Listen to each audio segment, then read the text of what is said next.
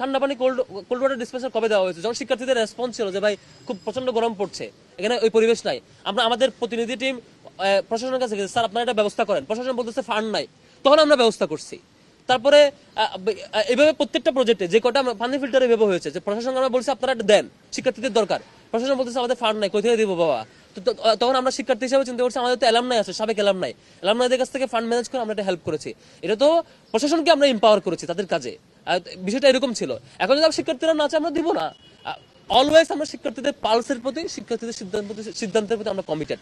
হলের অধিকাংশ শিক্ষার্থীরা যখন যেটা চাইবে আমরা সেই অনুযায়ী করবো, এটাতে কোনো কনফিউশন না। শিক্ষার্থীরা যদি বলে যে এখন ফেরত দিয়ে দেবে। শিক্ষার্থীরা যদি চায় যে এখন লাগবে, আমরা চেষ্টা করবো হেল্প করার। শিক্ষার্থীরা যদি চায় তাদের লাগবে না, তাহলে আমরা এই কাজে এঙ্গেজ হবো না। শিক্ষার্থীরা যে কাজে যেভাবে এঙ্গেজমেন্ট চাইবে সেটা। তবে এখানে কোনো দলীয় এজেন্ডা বাস্তবায়ন করার জন্য কেউ যদি একক বিরোধিতা করে সেটাকে আমরা শিক্ষার্থী হিসেবে বিবেচনা করবো না। শিক্ষার্থীদের সমন্বিত সাধারণ সভায় যখন শিক্ষার্থীরা যখন যেটা চাইবে পাশ হয়ে আসবে, সেটাই আমরা রেসপেক্ট করবো। ডাকসু নিয়ে কোনো আশঙ্কা আমি দেখছি না। রাতের মধ্যেই যেমন একটা কনফিউশন তৈরি হয়েছে, পরিবেশ তৈরি হয়েছে, এই পরিবেশ আবার এক রাতের মধ্যে সলভ করে ফেলা যায়। এটা প্রশাসনের হাতে আছে। প্রশাসন চাইলে এইটা সবার সাথে বসে একটা সমন্বিত সিদ্ধান্তের মধ্য দিয়ে একটা সমাধানে চলে আসতে পারে। এখন এটা প্রশাসনের সক্ষমতা বা ব্যর্থতার উপর ডিপেন্ড করবে।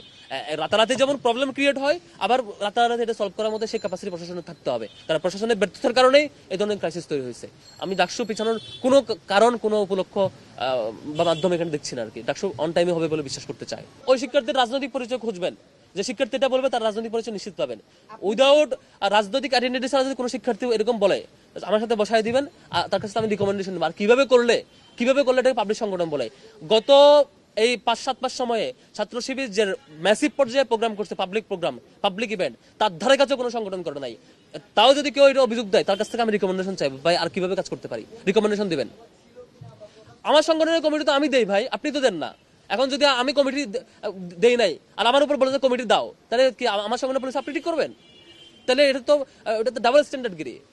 কালকে একজন দেখলাম, বেশ হাসলাম অনেকক্ষণ, একজন বলেছে ছাত্র দলের কমিটি বিলুপ্ত করতে হবে আর শিবিরকে কমিটি দিতে হবে, একজনের বক্তব্য দেখলাম, আমি অনেকক্ষণ হাসলাম। মানে অদ্ভুত ব্যাপার, শিবির কমিটি সে দিবেন, আমি দিব। আমরা শিক্ষার্থীদের কমিটমেন্ট দিয়েছে, তো আমরা আমাদের কর্মসূচি কিভাবে চালাবো সেই কমিটমেন্টের বেসিসে চালাচ্ছি।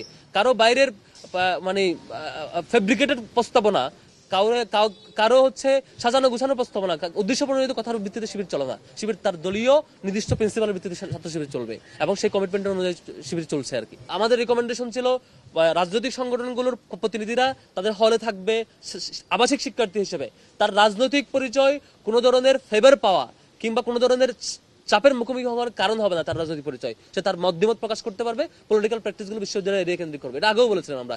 কিন্তু কালকের যে ঘোষণা, শব্দ চয়নের কোনো সংজ্ঞায়ন ক্লিয়ার না। রাজনীতি নিষিদ্ধ বলতে কি মিন করছেন তিনি? ওই ব্যক্তি হলে থাকতে পারবে কিনা, কি কাজ করতে পারবে, কি কাজ করতে পারবে না, ক্লিয়ার কোনো ঘোষণা আসে নাই। সেদিক থেকে আমরা এটা মানে ফিডব্যাক দেওয়াটা কঠিন আর কি। বিশ্ববিদ্যালয় যদি একটা ফিক্সড ঘোষণা দেন সংজ্ঞায়ন সাপেক্ষে, তাহলে আমরা এটা ফিডব্যাক দিতে পারবো। আমরা ইসলামী ছাত্র শিবির সাধারণত আমাদের যে কোনো জিনিস নিয়মতান্ত্রিক হইতে ফলো করি। আমরা যদি কোনো প্রতিবাদ জানাতে হয় সেটা শিবিরের বাইনে ব্যানারে মিছিল করব। আর আমাদের যদি কোনো কিছু মানে রিকমেন্ড করতে হয়, আমরা সেই রিকমেন্ডেশনটা আমরা ইউনিভার্সিটি প্রশাসনকে রিকমেন্ড করি। এর আগেও করেছি। এই যে হলে আবাসিক এরিয়ার রাজনীতি থাকা না থাকা ইস্যুতে আমরা রিকমেন্ডেশনটা আমরা এর আগেও বহুবার করেছি বিশ্ববিদ্যালয় প্রশাসনকে। আমি শেষ করি ভাই। গতকালকে আপনারা দেখেছেন যে একটা হলে শিবিরের পক্ষ থেকে দেওয়া পানির ফিল্টার ভাঙচুর চালাইছে। তার মানে কি এটা আমরা চালাইছি?